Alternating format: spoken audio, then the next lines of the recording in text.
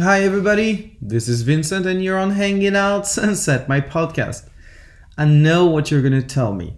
Yes, I know. I haven't been around for a long time, but I have good reasons for this. Trust me, but really good reasons. It's nothing bad happening in my life. It's all good. Actually, I'm about to have a child, and he's supposed to arrive in April. So very, very soon. This, of course, is changing my life in many ways, and that's why I have to confess I didn't maintain Hanging Out Sunset the way I used to do it, for the past 3 years. Obviously, a lot of changes is happening, and it's going to continue to happen. So sorry if I wasn't around, but I'm here with an amazing artist today that I got the chance to see live towards the end of the last year when she was performing at Zebulon in LA, Scout Gillett. And if you're looking for a singer who isn't afraid to be raw, honest, and unapologetic in their music, that's her. You need to know about her. I mean, she's a real artist. She's not posing, it's not fake, it's not just communication. That's a real artist who is just being herself. And that's amazing nowadays. I have to say it's one of my favorite artists that I discovered in the last year. And you'll be able to discover more from her today on this interview, but also live in LA soon. She's coming back on March 21st, and she's going to perform at Genghis Cohen along with Ben Gray, the singer of Dear Boy, who's going to be our next guest on this podcast. So I'll try to not take a whole month to edit that interview, and I have to tell you in advance, it was an amazing interview too. We talked for about 2 hours with Ben. I mean, I'm starting to think that this podcast is more like a therapy, So I'm not going to talk too much today. I just want you to discover this amazing human being who is Scout Gillett. And that's it for me today. Let's do the show.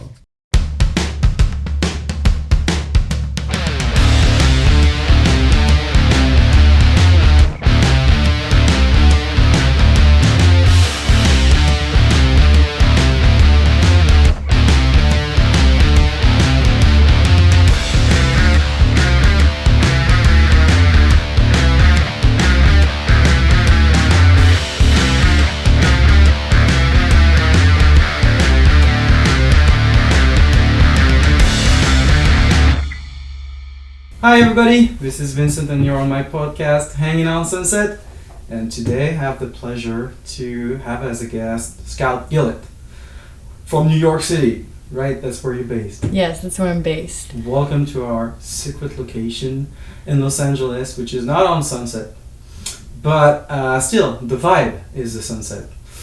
Actually, we're close to sunset time, so that should work. That works, yeah. How are you? I'm doing really good. So, Scout, you just released an album, No Roof, No Floor, on Capture Tracks. And you're currently on tour, and that's why we have the pleasure to see you for real. Because you're here in California right now, you have a couple of dates. So you were playing Joshua Tree last night. You're going to play in Orange County and then San Diego and then come back to LA on Sunday. And we'll be there with Julian to take some pictures at your show. And I have to say, I already told you that I'm in love with your record and your music in general. Thank you so much. So I'm very, very happy that you're here. Me too. Thank you for having me. How's been your journey on the road on this tour so far? It's been good. It's been a whirlwind, and we did a 3-week tour in the East Coast and Midwest, and then I had a week off and then came straight to LA. So it's been different, all kinds of different shows and experiences and audiences, and it's just been a big journey, and I'm excited to dive into the song solo and let them have a new form of life. That's great, and I can't wait to see what you're gonna do on your own, because there's big spaces and textures on your songs, in your records, on your records. I just can't wait to see it stripped down. At its purest form of how the songs were written, and I think it gives me more freedom with my vocals to explore. And with the band, you're so used to having it, you still break loose of how the structure is, from the record after playing for a while, but even more so when it's just me and a guitar, I can have more freedom. So just you and your guitar, acoustic guitar or electric guitar? Electric still. Nice. A few pedals. And that's it. That's it. Raw. Yeah. Honest. Just you. Yes, exactly. Well, I'm sure it's going to suit your music because it's definitely raw and honest anyway. Yeah, definitely. Even with the band. And that's what I love first when I first listened to your music. I love that you scream sincerity. Thank you. When you're singing. And I guess that's your goal, not to hide anything and just be you with your feelings and whatever you've been through. Definitely. That is exactly how it comes out. It's very natural and cathartic process through writing the songs, and what comes out is usually what's on the song, So I said you live in New York, but you're actually from Kansas? I'm from Missouri. Missouri, sorry. Yes. From Kansas City in Missouri. I went to Kansas City once. Wow. And I've been to Lawrence. Okay. I was doing a conference, and I was confused because Kansas City is half in Missouri and half in Kansas. Right, but the city itself, it's in Missouri. And I grew up in Independence, Missouri. Independence. Which is such like a beautiful name. 30 minutes outside of Kansas City. How was it? How was the life there? Very different than New York or LA. It was great though. I think it's rural Missouri. I grew up with a lot of woods around me and a big barn and, open pastures. And there's a lot of grit and independence that comes from Missouri, I'd say. And I'd say open even space, independent, grit, barn. I mean, that's your music. Yeah. And then there's the downside. I mean, Independence was the second biggest meth capital of the United States while I was living there.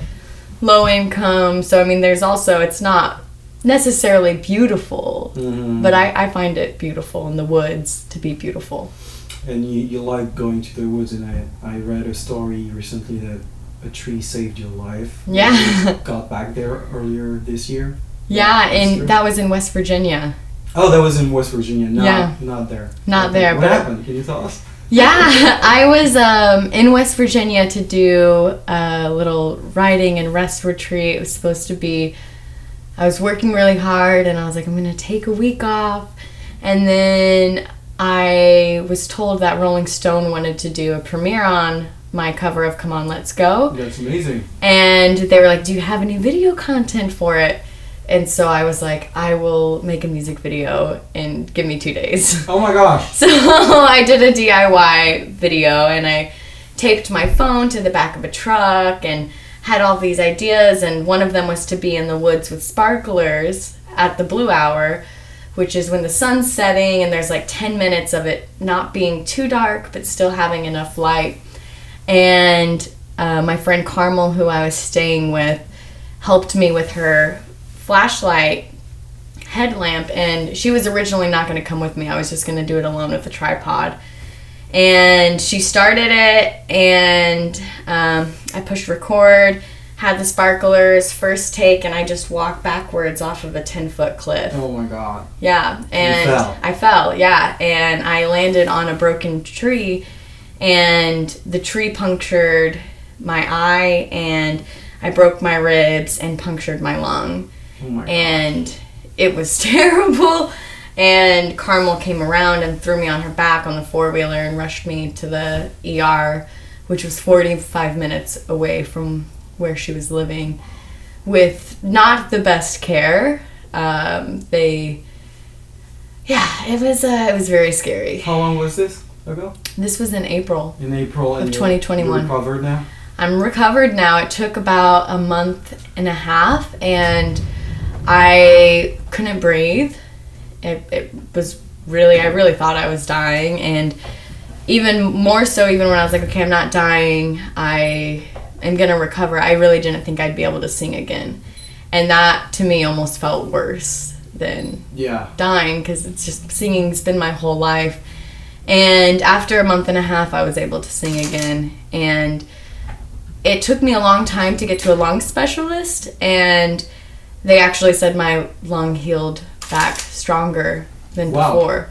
By itself. It happens by itself, over time. And so, and I sing differently now with a lot more just appreciation, and I don't know if because the lung healed better or something, but I'm definitely singing more in a more powerful way. You said that the tree branches punctured your lung, but still it saved your life, because if there was no tree, it would have all been rocks. Yeah, broken rocks at the bottom. So it feels like a little bit like Missouri, like beautiful and dangerous. Definitely. And the second record is already shaping up. I was writing about my roots when I went to West Virginia. I was writing about like my hometown and my roots.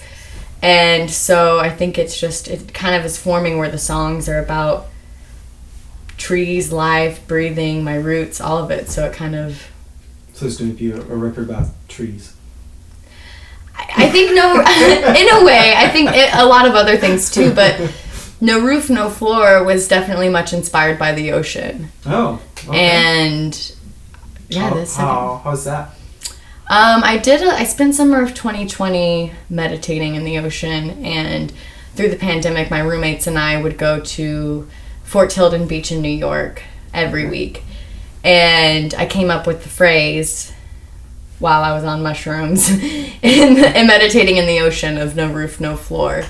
And I figured if you fought the tide, then it would take you and turn you over and tear you up. But if you would just relax and let the tide go, you would just gracefully go with the wave. And I was really longing to live my life in that way, and also longing to love that way with no fear or restrictions. Mm-hmm. And so that's kind of where No Roof, No Floor came from, also through transitions that I was going through, finding myself. And I find a lot of comfort and inspiration in the ocean. Wow, that's nice. That makes sense. I know a little bit about your life, and you've been through a lot of tides and waves. Yeah, definitely. So I guess it was a way for you to overcome those strategies you had, but maybe we can talk about that later. Yeah. I'd like to go back to Missouri a little bit and see if you were playing music when you were little, and if you what was the spark that initiated your journey as an artist? There was always music in my life from when I can remember. My dad sang in the church, and my uncle and cousins were all musical as well. So I always was singing. And then I was in theater, and then in choir, and sang in the church more. And then I took choir really seriously in high school. Nice. And then I went to college for music technology with a vocal emphasis, and was studying opera. Wow. And I grew up in the DIY scene and music scene, and started going to shows when I was 10. So when you were 10? I was 10. You were in the indie scene in Missouri when you were 10. Indie, not much until I was 14. I started going to like hardcore and emo and screamo shows when I was 10. On your own? With my dad. My dad would take me to like Under Oath shows, and like Christian hard rock and metal and stuff. Yeah. Really? Yeah. And then my first boyfriend, Jude Cash, he was the youngest of 6 siblings, and his siblings were tapped into the DIY scene in Kansas City. And so by the time I was 13, 14, I was going to house shows. Wow, and where is that documentary? I'm sure maybe someday. No, that looks amazing, especially for me as a foreigner. You know, like, I grew up in France, And of course, when I came to the U.S., I had a lot of images in my mind, and probably stereotypes too. And when I talk, when I hear about the Midwest, now I've been there, so I know a little better how it is and what it looks like. But still, I've never lived there. But what you're saying right now is like straight up a movie for me. Right? It is, yeah. And like, there were nights where there would be 2 shows on the same block, and you would just go to one and then go to the other, and it was a very, very good scene, a strong scene. And how big it is? I mean, how many people live there where you're from? It was, I guess, small independence. Yeah. But in Kansas City, the shows weren't really happening in Independence. Definitely in Kansas City, so we would drive to the city. How far was it? I think 20 minutes. Yeah. So you live close to the big town around. The big town, yeah. All right. And when did you start playing an instrument? Because you were singing, but did you play an instrument? So I grew up playing piano, just teaching myself. We had an old piano that was my great-grandmother's, and I would always just improvise and probably made my best work. That was never documented. That's where I started, and I always had wanted to play guitar, but I'm left-handed. And my dad worked overnights as a pest control guy, so he didn't really have time to like teach me how to play guitar. So it wasn't until I was 18, 19 in college, and I watched a live pick-a-thon episode of Sharon Van Etten, and I was so moved by it, and it's a big part of my story. And just this moment, like, I remember feeling a tingly sensation all over my body and being really compelled and being like, I can do this, I can write my own songs. And I started learning guitar by playing her songs, and then a year or 2 later I was writing my own songs, and I reached out to her on Instagram and thanked her for sharing her voice and let her know how it impacted me. And I sent her a demo, and she said that it was beautiful, and if I was ever in New York that we should grab lunch.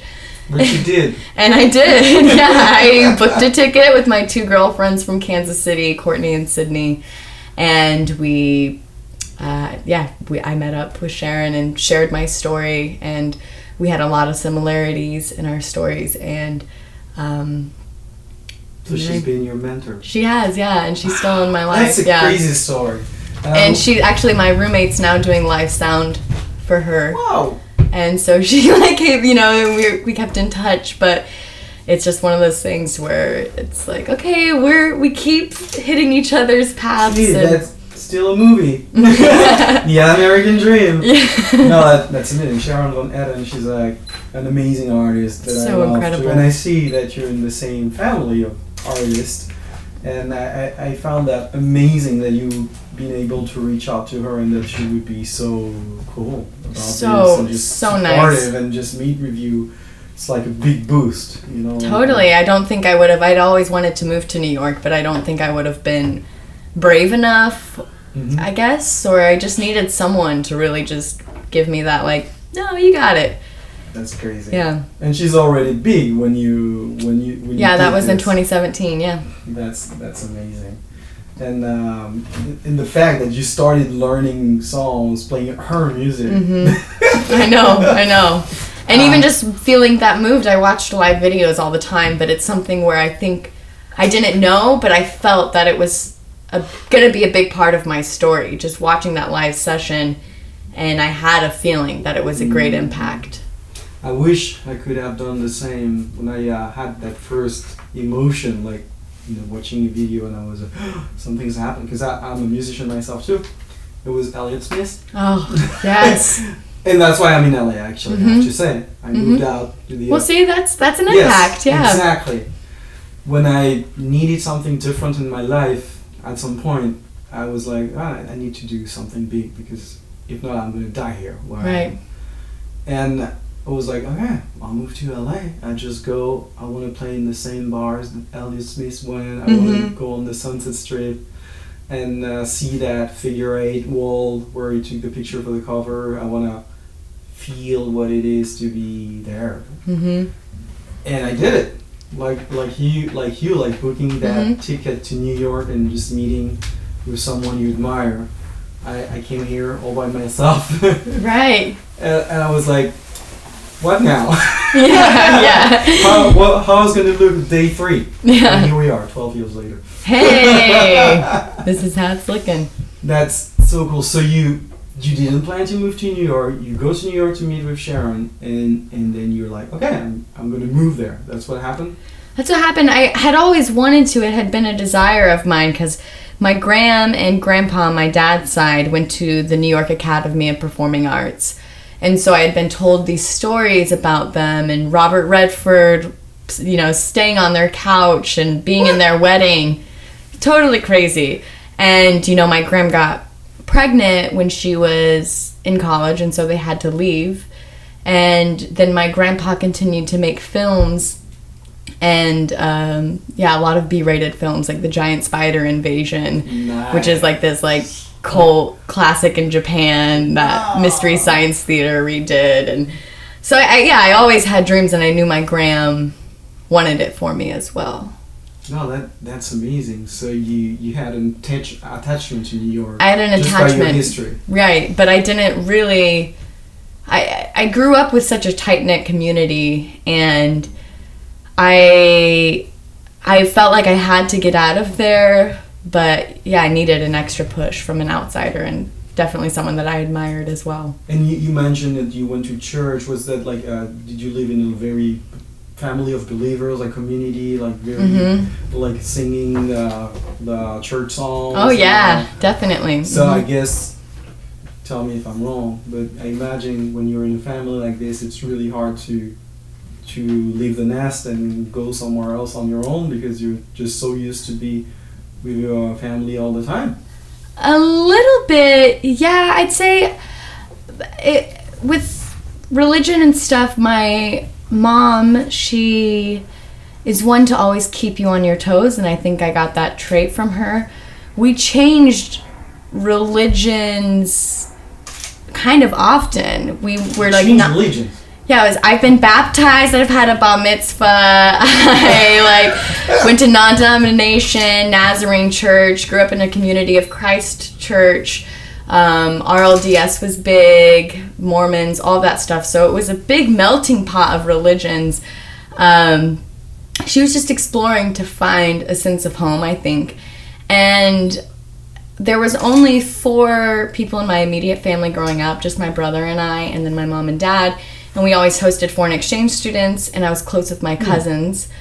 But I didn't... It was hard leaving my family, but it's not what you would think of the classic American, like, tight-knit, Plus you were independent because I read somewhere that you were like already working at 15. Yeah, 14, yeah. 14? 14, yeah. What were you doing at this time? I was a lifeguard. That was my first job. A lifeguard? Uh-huh. Nice. At 14. In a swimming pool? In a swimming pool, yeah. Oh, wow. And then I had my second... I was working 2 jobs by the time I was 15.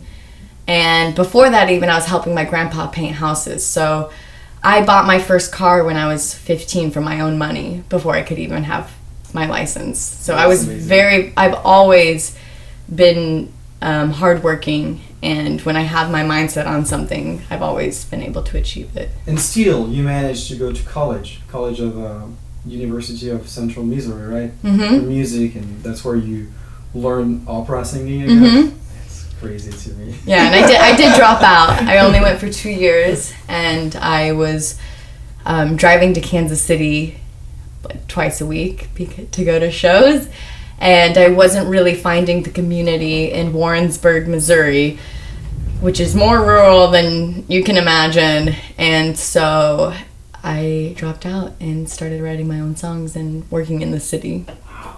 And so you before you got to New York, you had already a bunch of originals. Mm-hmm. That's what you sent to Sharon? Yeah, I had an EP, a 8-song or 7-song EP called Scout and the Snaggles that I had put out. And it was just you? I had a band. Oh, you had a band? Yeah.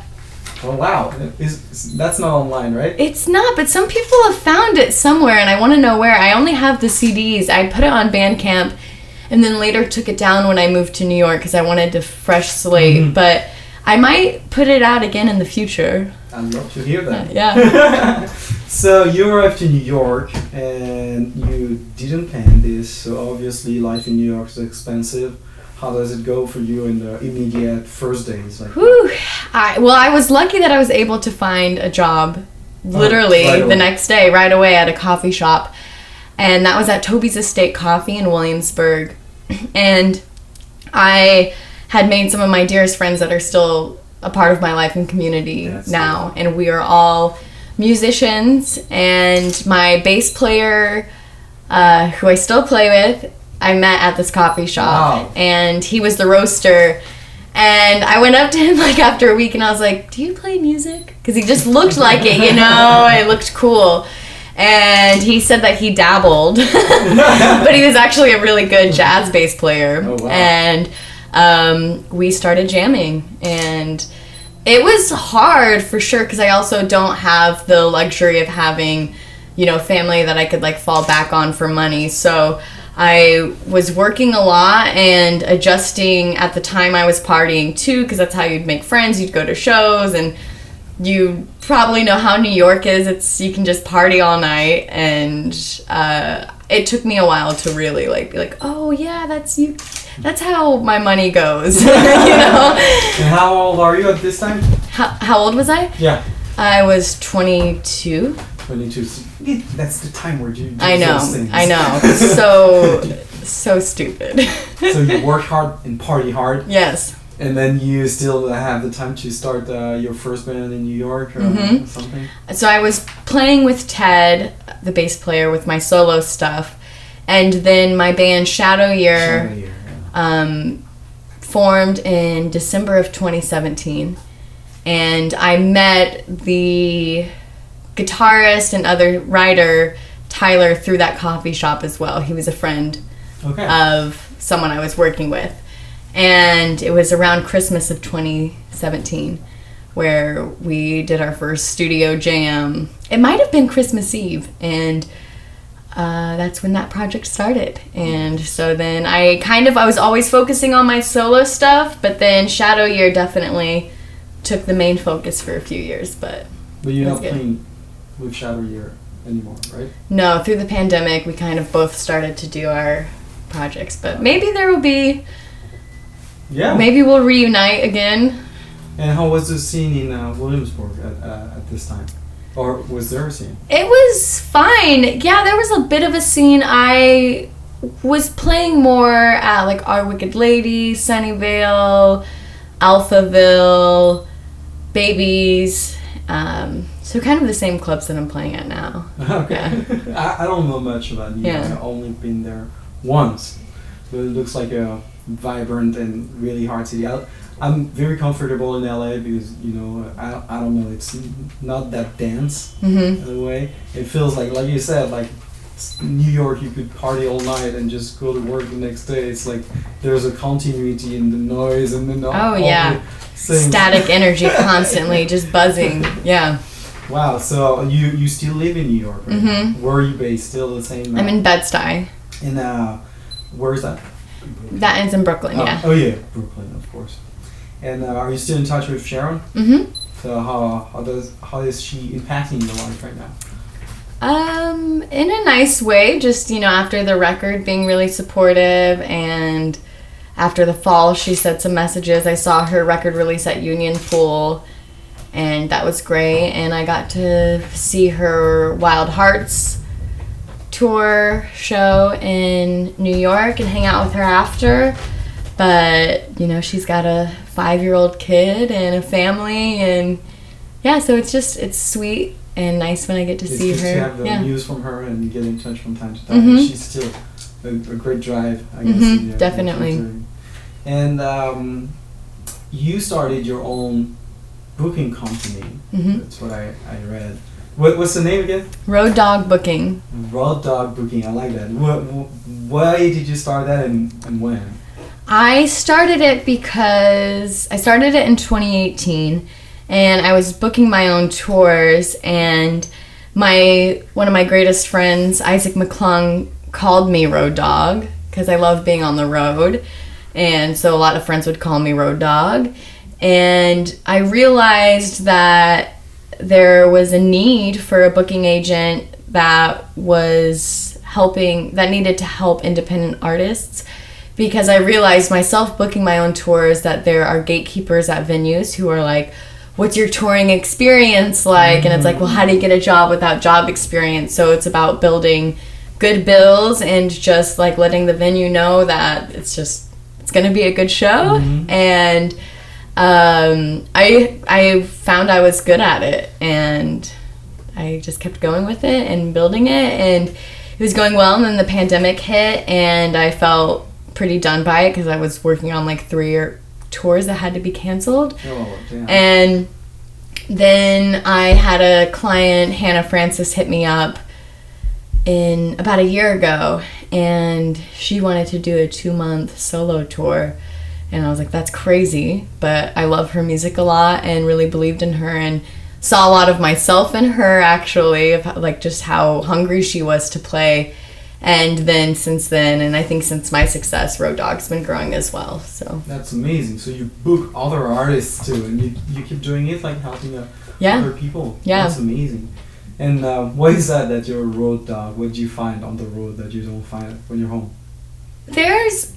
I love being on the road. I think there's something so special about the open road and all of the endless possibilities, the unknown that you're walking into. You really never know how a show's going to be. The audience, so much comes into play with the outcome.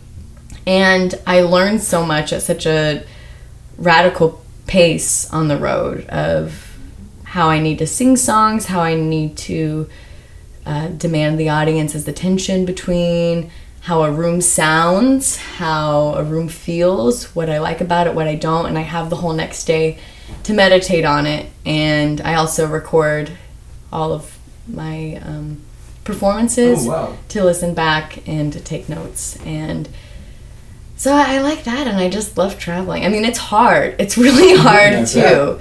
It's hard on your body, and it can be mentally hard too, and just to not really feel settled, but I do enjoy it a lot. And when you tour solo, you're just by yourself? Yeah, but I have my friend with me on this one, helping me with merch. Okay, good. But it's just you two, like driving and through the unknown. Yeah. Wow. And it's just me driving because I'm the only one on the rental car. Okay, wow. And you said something interesting to me. You said like reading rooms, reading audiences. Just comedians they say that, but I never hear like artists, like singers say that. So is your show going to be different because there's a different vibe in the audience? Yeah, like so definitely. Every night it's something different. What changes? Well, I started viewing performing and appreciating performing. Maybe I wouldn't say I prefer it more than live recordings or than recording sessions, but I do like it because it does feel like an exchange of the unknown. Everyone in the room is bringing their experiences, their day, their bullshit, all of it to the table, and if you can break into them and have it be an exchange, it's less just like, here are my songs, throwing them out just at a wall and sing them bounce back. You talk with the audience? Yeah. Oh, nice. Yeah. I try. I mean, sometimes it's harder. It depends on if I feel comfortable, yeah. But there are some shows or venues that it doesn't feel so comfortable. The lights, you can see everyone's faces, and that can be really intense when it's just bright lights. Intimidating. On the yeah.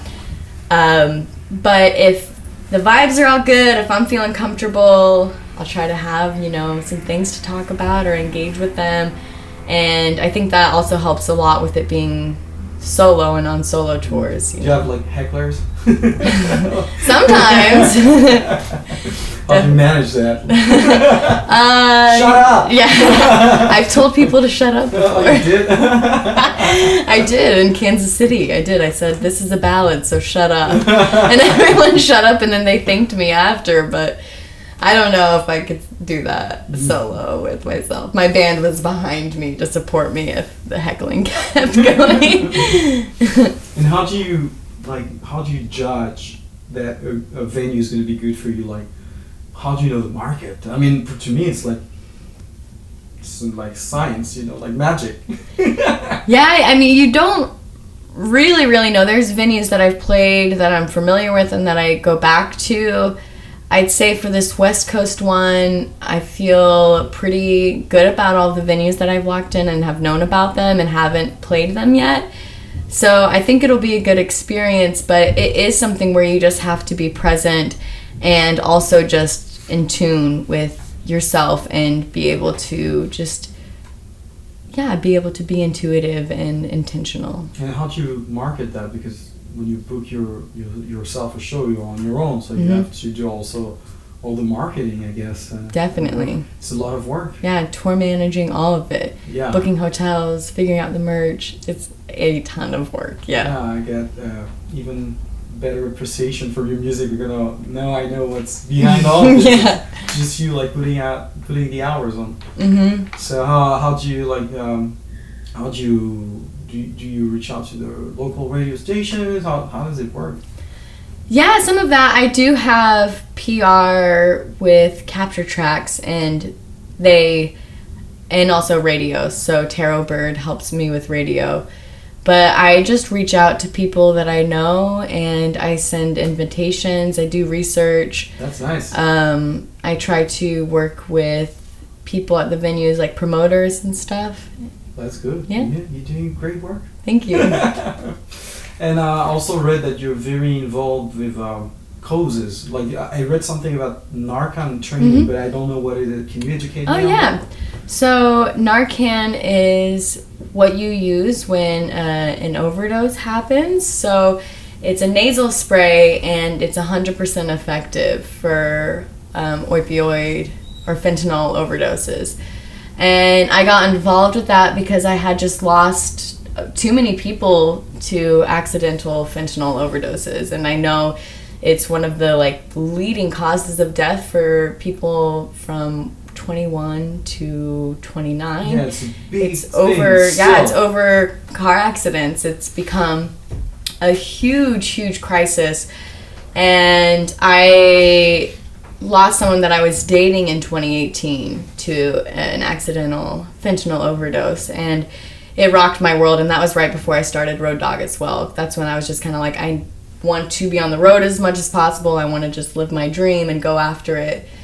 And it took probably about a year to get into the Narcan work, but I did research and found a nonprofit in Bushwick, and I worked there for over a year, and I still volunteer there from time to time. And I just am trying to spread awareness and normalize something that people are really uncomfortable to talk about.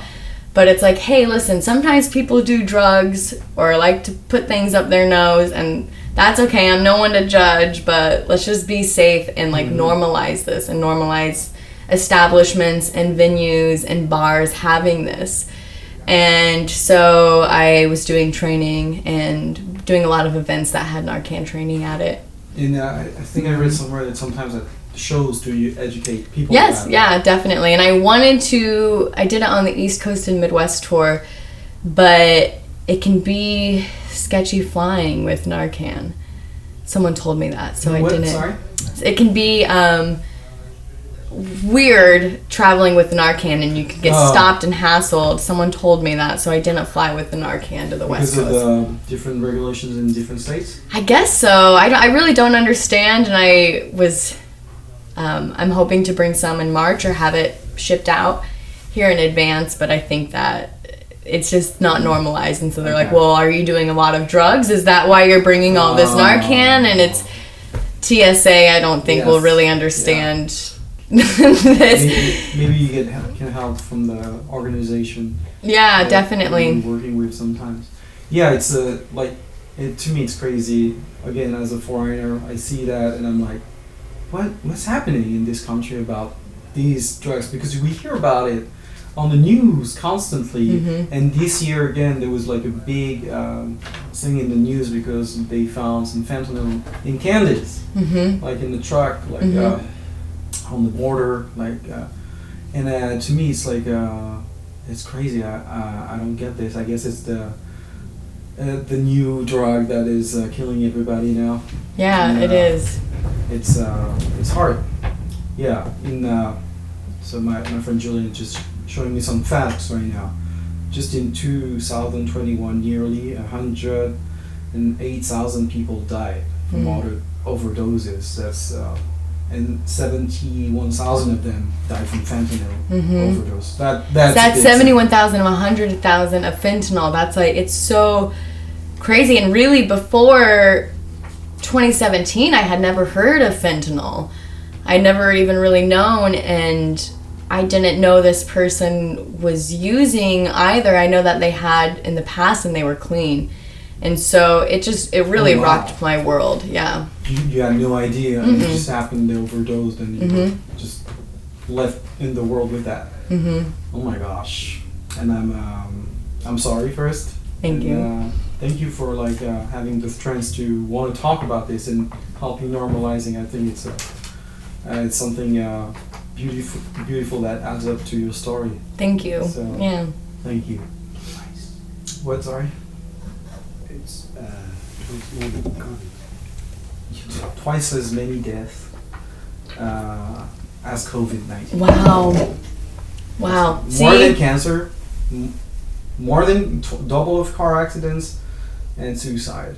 That's that's a problem. And it's like, I feel like it's starting to be normalized, but still not even really. I mean, I know I have sensed when people have been uncomfortable when I've talked about it, or think like that I am using or have used or something like that when I talk about it, but it's not that. It's just really knowing that it's a huge issue and something that really needs light on. How has it affected your music, that personal story? By a lot. I mean, I think after that loss, Russell was their name, and they really believed in my music and believed in my career. And at the time I was like, yeah, I want to tour, I want to do all this, and they were really encouraging of it. And after some time grieving, I started booking my own tours and just being like going after it. And that was the motivation. It was, definitely. And I was like, screw this, life is too short, this is what I want to do. And in a way, it myself. Yeah, and I've carried them through all of my songs, through all my performances, through they were a big inspiration through a lot of it. Well, I'm thankful for that, for that you are still pushing yourself and creating music despite all of this. And here we come.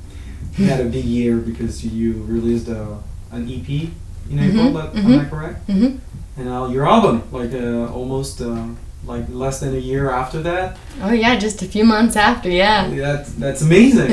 Thank you. And I want to talk about this record. I know we talked a little bit at the beginning, No Roof, No Floor, inspired by the ocean. Now I get it. I get the title now.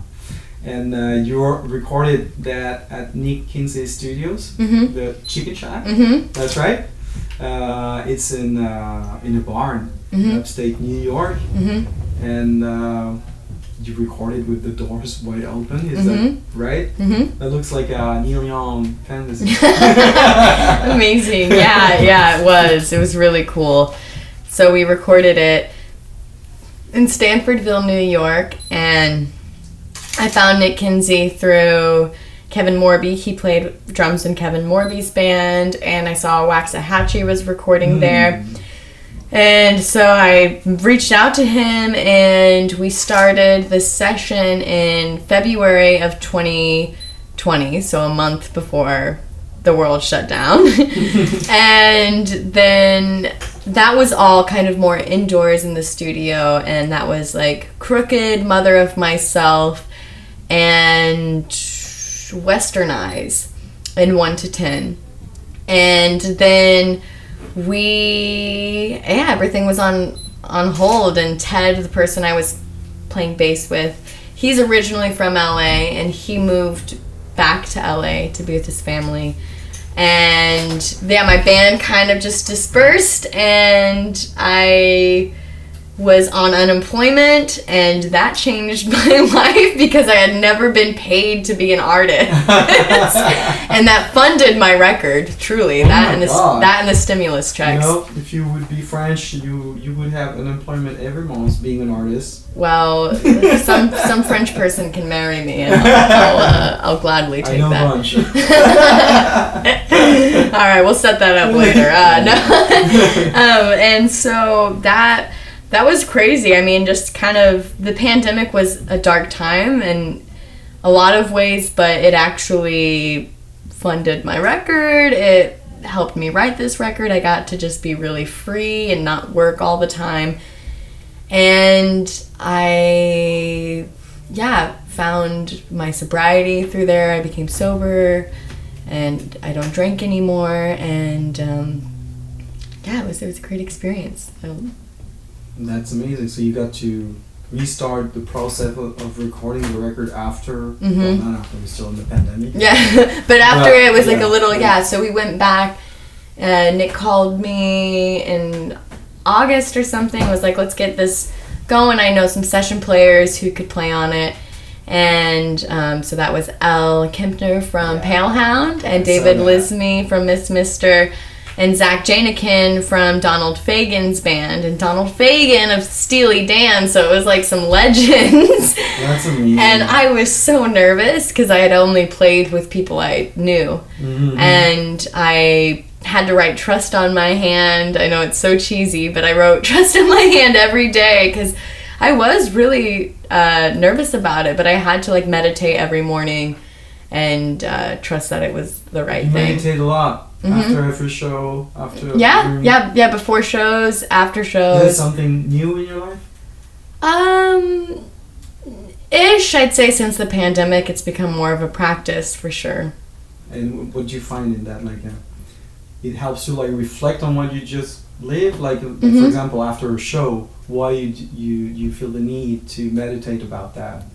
Yeah, it helps me reflect on everything that I just experienced, and it helps me learn, I get to just like sisten back and apply what I've learned to the next show. And sometimes I get in my head a lot about things, so I think it's good to just kind of recenter myself. I've seen a live video at the barn, right? That you released not a long time ago. You see Elle from Pale Hound playing. So that the whole crew that was recording with you the album that came back, and you did that live.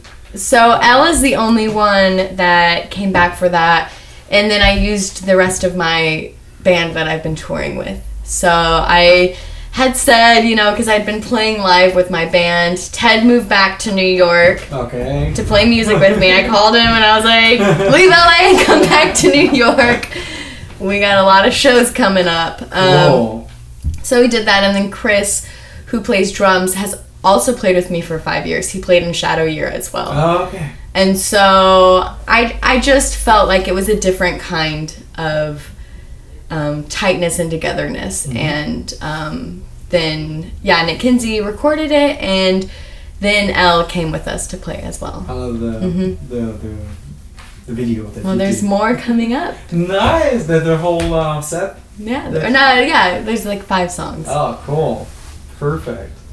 Before we stop this interview, and actually I love this, thank you so much. Me too, thank you. I want to talk about, because I read about it, I didn't know where to throw this, but I know you're an Elvis fan. I'm a huge Elvis fan. We have the same favorite song. What? Blue Moon. What? That's your favorite song? Yeah, totally. That song is actually a part, and my obsession with Elvis is a lot about my loss with Russell. So Russell would call me Debbie, because Debbie Harry's a third cousin of mine, which I can get to that. Yeah, that's a whole nother part of my story that I actually haven't talked too much about in interviews. On my grand's side, but not by blood, because she was adopted. But the night of Russell's Shiva, Uh-huh. I had a show in New York, and so I had buried Russell and then went to the show, and it was at the time I was drinking, and I don't know if you've ever been to a shiva, but there's lots of drinking involved. I'd thrown my phone in a lake. I had to message Ted, my bass player, on Facebook to get me an Uber from my place to the venue. Wow. I get there, and one of my best friends, Matt Allen, said, "Scout, your girl's here." And Debbie Harry was in an all-white sparkly suit, like an angel. Oh my God. I'll get to Elvis in a minute. Sorry, this is a little bit of a detour. That's in the movie. Yeah, this is in the movie. And I went up to her and I asked if she knew Bill and Juggy, which are that's my Graham's aunt and uncle. Uh-huh. And she said yes, and we talked for a long time. And I actually just sent her a letter in my record last week because I waited years because I wanted to wait till I had my record and to really be able to put into words of what that night meant to me, because it did feel like Russell sent an angel to me. And so I would call Russell Elvis because Elvis was like his, maybe like family relative that was long lost who he was really inspired by, and he had never heard Blue Moon. He had never heard the Sun Sessions, so one of the last things I shared with him was the Sun Sessions. Oh, and wonderful. So that song was like something that got me through a really, really emotional time. I played it on repeat for weeks, and it's an amazing song. It's just haunting, and there's no other song like this. It's true, yeah. The voice is like... It's insane. It's so desperate and compelling, and every single note rings just in a way that I've never heard another voice. Do you cover it? I've thought about it, and I'm thinking about doing a covers record, and it's definitely on the list. Play it Sunday. Maybe. Maybe? Okay. I'll play it sometime. I love this song so much. It's just... You know how to play it? I would have to look at the chords, I guess. I think it's pretty easy. I played it before, yeah. It's not like it's never like the record. Mm-hmm. Yeah, we couldn't do it. Like, that's why I'm nervous about doing it. It's like, Elvis. It feels like it was recorded at the end of the night, Definitely at the end of the night. There's something so eerie and beautiful in this song. And I actually went to Memphis this year. Oh yeah, did you go to Sun Studios? Yes, and I got emotional. I got to record in Sun Studios. Oh really? I almost booked a session there because they're doing that. That's cool. Yeah, the guy that was working, I got really emotional as well during the tour, and he invited us to come back after our show in Memphis to record, and so we spent after hours.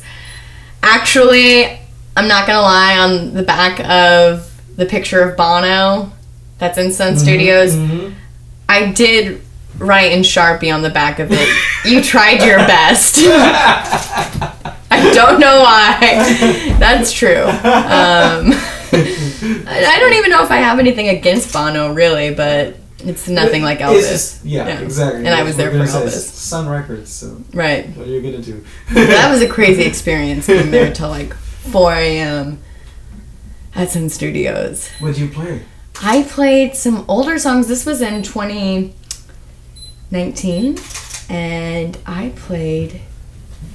I'd have to dig up the recordings. I haven't hear it. Yeah, they are not online. They are very, very raw, and... We need the Sun session. The Scout Gillett Sun session. Yeah, someday. Did you play like a live recording? Vocals and guitar. You go there. Yeah. You can't dub anything. It's just like has to be like he used to be. Yeah, I'm curious. I'd have to go back and see what I did. I really don't even know. It's nothing that was on the record. It's something that I was writing and never put on a record. So I love Memphis a lot. I love Graceland too, but it's different. It's like Disneyland. Or, right. It's a different vibe. Yeah. But Sun Record is definitely one of my favorite things I've done in the U.S. because it means so much. What do you think about the movie?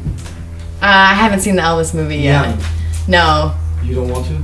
No, it's not that. It's just I've had a busy last few months. That's right. Yeah. Driving and booking and singing. Yeah. That's And good. writing. And writing. Yeah, my second record's really. Oh my gosh, the second record is out in 2 months. No. Well, given your pace, No. I wouldn't be surprised. No, give me another year. Yeah. Well, thank you so much. Thank you. It's an immense pleasure to talk to you and discover your story, and you're very inspiring, and I'm sure people who are listening to us will be too. Thank you so much. And right now, you're gonna perform a song for us too. Yeah. I'm gonna put it in at the end of the podcast. And what's the name of the song? Do you know already? What you're gonna play? What guitar am I playing? I brought this guitar Okay. right here, which is like an acoustic Martin, but it's not left-handed. I play right-handed. Okay. Yeah. Okay.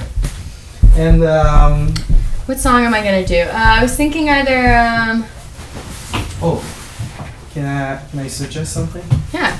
Let me check the titles. I don't want to say something that is wrong. But my favorite of the record, I'm gonna tell you right now, is "Strangers in Silence." I mean, that long note that you push with your vocal that got me crazy when I was listening to it. I was, she's gonna stop? And the longer it holds, the more I'm like overwhelmed by my feelings. Like, that's a really amazing song. Oh, thank you. Okay, I could do that. I should have put that back in my set list. I can do that for you on Sunday. I've not been playing it. So yeah, I was thinking of Signal 1 to 10 or a newer song, but I also don't want to get in trouble from doing a newer song. This is all stuff we can cut out, right? Oh yeah. Actually, I'm not sure I'm gonna cut this. It's pretty cool. This is. It doesn't sound like an interview anymore. Yeah. Which I like. Yeah, this is. But you don't have to play it now because we're gonna talk about it. And I have to tune the guitar. Yeah. Because I haven't tuned the guitar.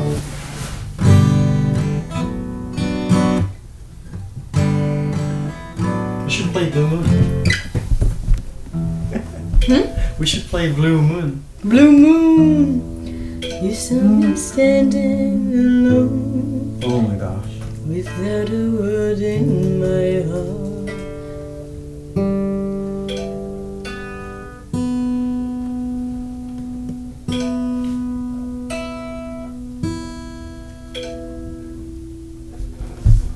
I think I played it with Kate because his voice is too low for me.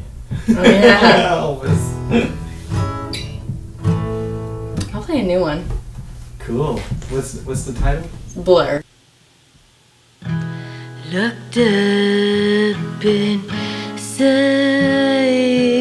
I couldn't make my mind. After the day's blur, it's hard to decide. Did I wanna be a prisoner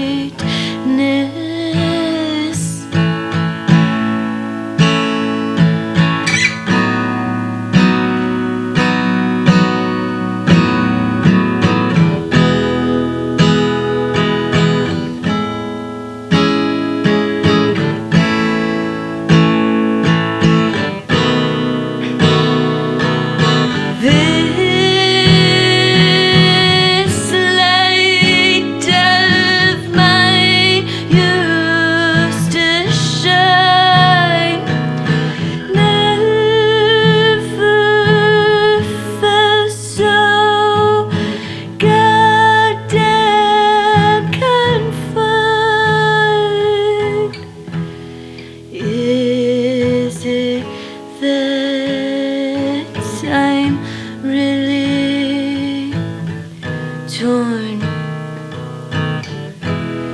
Did I willingly walk in this door? Because we know we're scared of it. No,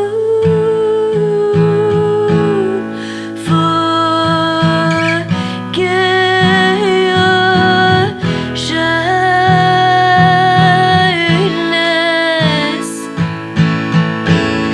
Let the world see your brightness.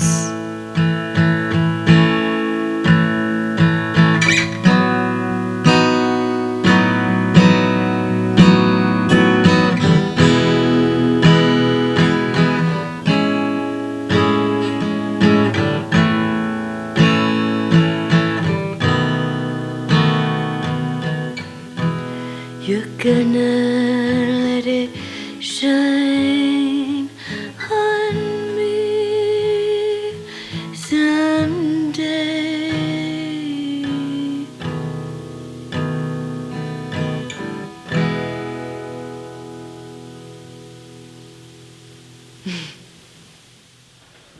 Thank you. Thank you. That was beautiful. Usually I belt, but then I got shy because it's, you know, it's so close. Usually I go really, really loud, but I got scared. No, you did amazing. Thank That you. was beautiful.